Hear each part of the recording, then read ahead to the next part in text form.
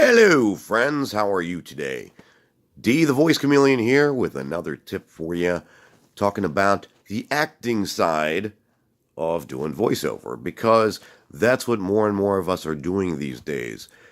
Sure, there's still plenty of work for the traditional announcer type voiceover, but more and more of the big gigs, more and more of the industry has moved towards truly acting, not just in films and TV shows. I'm not talking about all the cartoon voices and stuff like that. Of course, that is out there.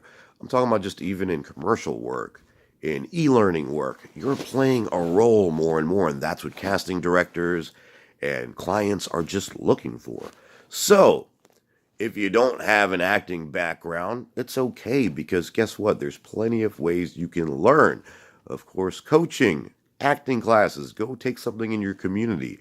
For those of you who have experience, then you'll know exactly what I'm talking about. This is more for you guys. It's about getting into character.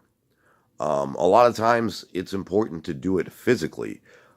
If I'm playing a pirate, I might put on the pirate face. It just, believe me, you can hear it in the reads when you change your facial expressions, your body movements, things like that. If you're playing something more animated, get into it, man. Stand up. Get all up in that mic's face and just pretend you're on stage. It'll really show in your performance. People will hear that. That is one of the biggest things that most folks who do voiceover are missing. It's that little bit extra that can get you to that next level. You got to just give yourself to the role. It's a great thing to do, is to just visualize being on stage, but be fearless about it. The great thing about what we do is, if we F up, or if we are having a bad day, or we're messing up lines, we're not going live.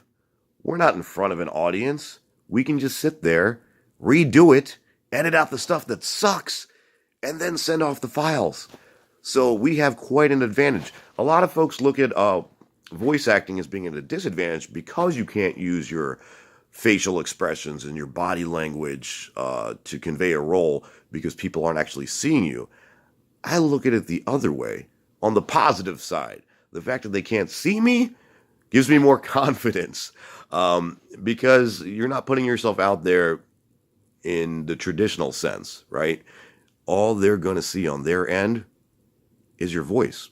And they're not even going to see it. They're going to hear it. And hopefully, if you do it right, they're going to feel it. So get into the roles. Just, try that out. If you've never done it, get out of your comfort zone a bit and just kind of move and do all the things that you would do if you were playing the role on stage or on screen. And I guarantee you will have a much better read.